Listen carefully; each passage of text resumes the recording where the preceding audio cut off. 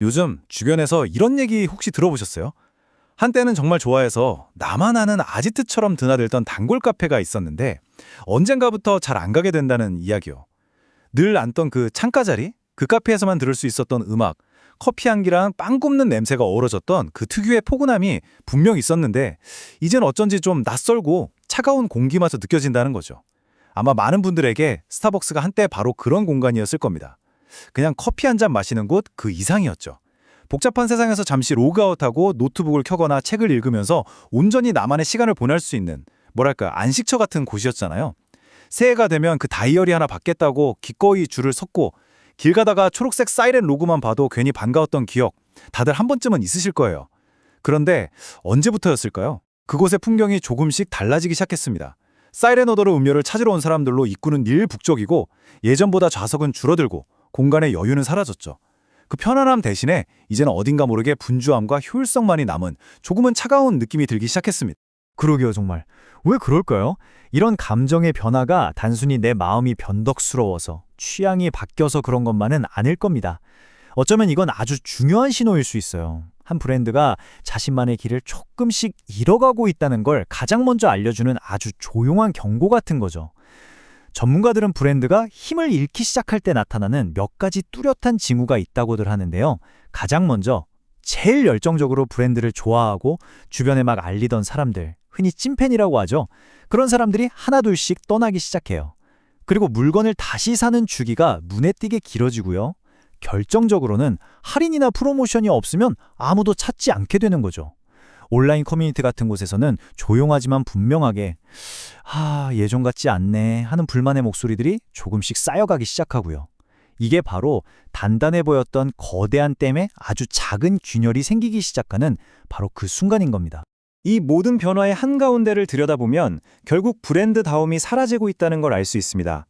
그 브랜드를 그 브랜드답게 만들었던 고유의 색깔, 다른 어떤 걸로도 대체할 수 없었던 그 특별한 분위기 같은 거요. 우리는 사실 그 브랜드의 제품만 샀던 게 아니잖아요. 그 브랜드가 주는 경험, 철학, 그 모든 걸 소비해 왔는데 어느 순간부터 그게 희미해지는 걸 느끼는 거죠. 이런 일은 참 여러 가지 방식으로 일어납니다. 어느 날 갑자기 별다른 설명도 없이 가격이 훌쩍 뛰어오르는 거예요. 그럼 우리는 어떤 기분이 들까요? 뭔가 존중받지 못하는 느낌이 들죠.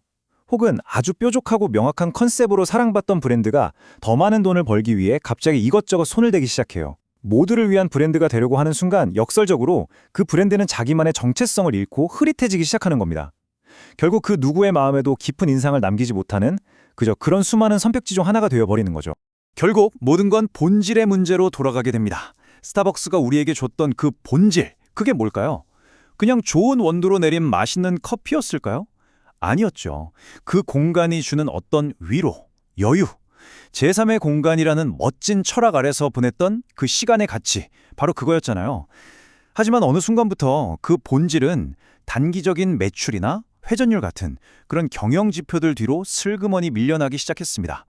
공간의 경험보다는 빠른 주문과 픽업의 효율성이 더 중요해진 거죠. 그리고 이 문제는 내부에서도 고스란히 드러나기 마련입니다. 직원들의 업무 강도는 점점 세지고 브랜드에 대한 자부심이나 만족도가 떨어지기 시작하면요. 그 피로감과 불만족은 고객의 눈에 보일 수밖에 없어요. 브랜드에 대한 애정이 식어버린 직원이 건네는 서비스에서 예전과 같은 따뜻함과 세심함을 기대하기는 어렵겠죠. 그렇게 브랜드와 고객 사이에 존재했던 보이지 않는 연결고리는 서서히 약해져 가는 겁니다. 사실 이게 스타벅스만의 이야기는 아닙니다. 최근 몇 년 사이에 블루보틀이나 파이브가이즈처럼 해외에서 정말 핫했던 브랜드들이 야심차게 한국 시장에 들어왔잖아요. 그런데 그들이 뭔가 하나를 크게 놓치고 있었던 것 같아요. 해외에서의 성공 공식과 그 비싼 가격표가 한국에서도 그대로 통할 거라고 믿었던 거죠. 하지만 한국의 커피 시장 그리고 외식 시장은요.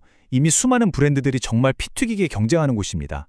편의점 커피 퀄리티도 상상 이상이고 골목마다 개성 넘치는 카페와 맛집들이 질비하죠. 이 슬라이드에 보이는 것처럼요. 그들이 내세운 느리고 장인적인 경험은 속도와 효율을 중시하는 한국의 빨리빨리 문화와는 조금 다른 호흡이었고요. 세계적인 명성 하나만으로는 끊임없이 새로운 걸 찾고 공유하는 소셜미디어의 그 인스타그래머블한 화제성을 계속 이어가기엔 역부족이었던 겁니다. 잠깐 생각해보면 이게 바로 거품 마케팅의 한계일지도 모릅니다. 빵 하고 화려하게 시작은 하는데 그 다음 이야기가 없는 거죠. 우리 브랜드가 어떤 철학을 가지고 있는지, 왜 다른 수많은 곳이 아니라 바로 우리여야만 하는지에 대한 깊이 있는 스토리가 없다면 그저 반짝이는 유행으로 잠깐 소비되고 또 금세 잊혀질 뿐입니다. 자, 그럼 이쯤에서 이런 궁금증이 생기죠. 무엇이 잘못되었는지를 아는 것만큼이나 무엇이 브랜드를 오래도록 살아남게 하는지 아는 게 중요하잖아요. 스쳐 지나가는 유행이 아니라 사람들 기억 속에 그리고 일상 속에 오랫동안 남는 힘은 과연 어디서 오는 걸까요? 한때 거리를 휩쓸었던 흑당 밀크티나 대만 카스테라 기억나시죠? 그 달콤하고 부드러웠던 맛은 기억나는데 혹시 어느 브랜드의 제품이었는지 정확히 기억나세요? 아마 가물가물할 거예요. 메뉴는 정말 강렬했지만 브랜드는 희미했던 거죠. 이게 바로 인기 메뉴와 진짜 브랜드의 가장 큰 차이점입니다. 맛있는 음식은 언젠가 잊힐 수 있지만 자신만의 철학을 가진 브랜드는 사람들의 기억에 오래도록 남습니다. 그렇다면 어떻게 잊히지 않는 브랜드가 될 수 있을까요? 이 질문에 대한 힌트를 얻기 위해 우리 잠깐 일본으로 시간여행을 떠나볼까 합니다. 세계 최초의 인스턴트 라면을 만든 기업이죠. 니신의 이야기입니다. 하지만 이건 단순히 성공한 기업의 이야기가 아니에요. 창의력이란 무엇인가? 라는 아주 근본적인 질문에서 시작된 하나의 철학에 대한 이야기입니다. 니신의 창업자 안도 모모쿠는 창의력이란 게 단순히 문제를 해결하는 도구가 아니라고 생각했어요. 세상을 바라보는 근본적인 태도이자 철학 그 자체라고 믿었죠. 그래서 그는 자신이 세운 박물관에 온 사람들에게 라면의 역사를 설명하기 전에 창의성이란 무엇이고 어떻게 만들어지는지에 대한 이야기를 먼저 건넵니다. 모든 것의 시작이 바로 거기에 있다고 믿었기 때문이죠. 그는 어느 날 미국 출장에서 현지 사람들이 봉지라면을 잘게 쪼개서 종이컵에 놓고 뜨거운 물을 부어서 포크로 먹는 모습을 보게 됩니다. 바로 그 순간 그는 소비자의 결핍을 발견한 겁니다. 아, 젓가락과 그릇이 없는 곳에서도 좀 더 편하게 컵 그대로 먹을 수는 없을까?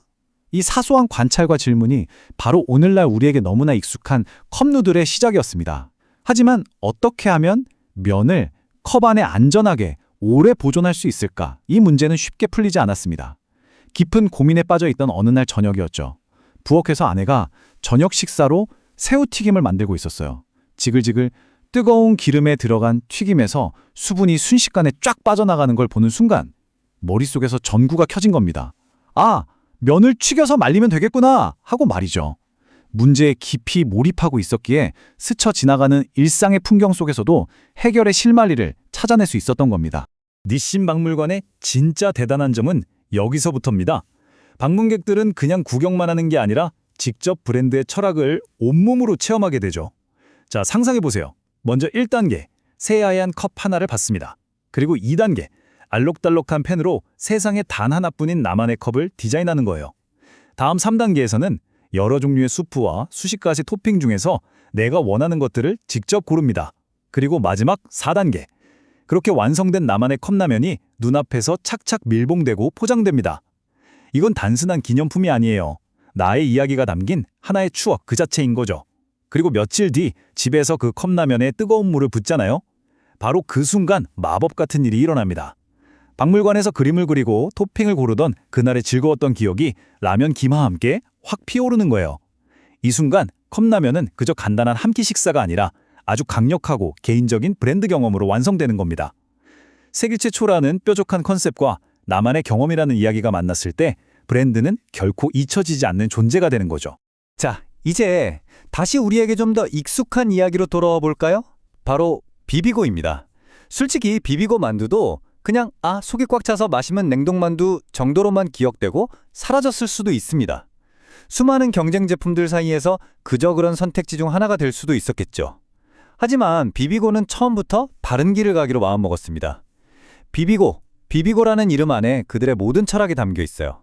여러 재료를 섞어 새로운 조화를 만들어내는 한식의 핵심 철학, 비빔, 그리고 전 세계로 나아가겠다는 고라는 포부, 이 두 단어를 합친 겁니다. 그들은 단순히 만두라는 제품을 파는 게 아니라 한식의 철학과 세계화라는 아주 큰 이야기를 세상에 들려주기로 결심한 거죠. 그리고 비비고는 그 철학을 말로만 하지 않았습니다. 지난 10년이 넘는 시간 동안 자신들의 이야기가 가장 잘 전달될 수 있는 곳이라면 어디든 찾아갔어요. 슬라이드에서 보시는 것처럼 K-팝의 열기로 가득한 K-콘 콘서트 현장에서 직접 만두를 구워 나눠줬고, 세계적인 농구팀인 LA 레이커스 유니폼에 로고를 새겨서 수많은 스포츠 팬들에게 브랜드를 알렸습니다. 또 PGA 투어 같은 골프 대회 현장을 찾아가 갤러리들에게 시식 행사를 열기도 했죠. 화려한 무대 뒤편에서 묵묵히 하지만 정말 꾸준하게 자신들의 이야기를 전한 겁니다. 바로 이런 오랜 시간의 꾸준함이야말로 하나의 제품을 국경을 넘는 문화적 상징으로 만들어낸 진짜 힘인 거죠. 조금만 더 천천히 짚어보면요. 위대한 브랜드는 이런 거대한 전략뿐만 아니라 정말 아무도 신경 안 쓸 것 같은 아주 사소한 디테일에서 그 깊이를 보여줍니다. 최근 미국에서 한국의 냉동김밥이 정말 큰 인기를 끌고 있다는 소식 아마 들어보셨을 거예요. 물론 가성비도 좋고 맛도 있었겠지만 제가 정말 무릎을 탁 쳤던 부분은 다른 데 있었어요. 바로 김밥을 담는 플라스틱 트레이 바닥이었습니다. 거기에 아주 미세하게 눈에 잘 보이지도 않는 오돌토돌한 홈이 파여 있는 거예요. 이게 왜 있냐면 냉동김밥을 전자레인지에 데웠을 때 밥알이나 김이 트레이 바닥에 축축하게 달라붙는 걸 막기 위한 세심한 배려였죠. 이건 뭐 광고 문구로 내세울 만한 대단한 기능은 아니에요. 하지만 소비자는 그 섬세한 차이를 몸으로 느끼게 됩니다. 아, 이걸 만든 사람은 정말 나를 생각해줬구나. 바로 이런 1%의 디테일이 소비자의 마음을 조용하지만 아주 강력하게 움직이는 겁니다. 바로 이 1% 디테일의 힘이 익숙한 새로움이라는 개념과 정확히 맞닿아 있습니다. 사실 하늘 아래 완전히 새로운 건 없다고들 하잖아요. 중요한 건 세상을 완전히 뒤바꾸는 거창한 발명이 아니에요. 모두에게 너무나 익숙한 기존의 카테고리 안에서 아무도 발견하지 못했던 의미 있는 변화를 만들어내는 거죠. 떡볶이 떡에 구멍을 뚫어서 양념이 속까지 더 잘 배게 하거나 컵라면 뚜껑에 작은 홈을 만들어서 젓가락을 고정할 수 있게 하는 것처럼요. 진정한 기획은 바로 이런 지점에서 탄생하는 것 같아요. 소비자가 말로는 표현하지 않지만 분명히 느끼고 있는 아주 작은 불편함을 먼저 발견하고 그것을 거의 눈에 띄지 않을 만큼 우아하고 사려 깊은 방식으로 해결해 주는 것. 그것이 바로 사람들의 일상에 자연스럽게 스며드는 브랜드의 비밀입니다. 우리는 인공지능이 우리 대신 수많은 질문에 척척 답을 해주는 시대를 살고 있습니다. 이제 세상은 정답을 빠르게 찾는 능력보다 어떤 질문이 우리에게 정말 중요한가? 바로 그 올바른 문제를 정의하는 능력을 가진 사람을 필요로 합니다. 어떤 질문을 던지느냐에 따라 우리가 얻는 답의 차원이 완전히 달라지니까요. 우리 브랜드가 해결해야 할 진짜 문제는 무엇인가? 우리 고객이 느끼는 진짜 결핍은 무엇인가? 마키 니신의 창업자처럼 이렇게 깊이 생각하고 세상을 관찰하며 문제의 본질을 꿰뚫어보는 능력. 이게 바로 훌륭한 기획자의 핵심 역량일 겁니다.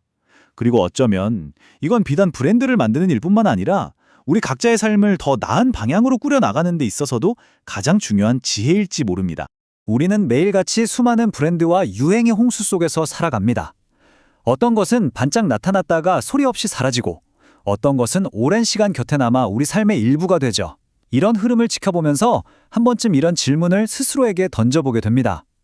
수많은 선택지 앞에서 나는, 그리고 우리는 과연 어떤 이야기를 세상에 남기고 싶은 걸까요? 그리고 우리는 어떤 이야기들과 함께 내 삶을 채워나가고 싶은 걸까요?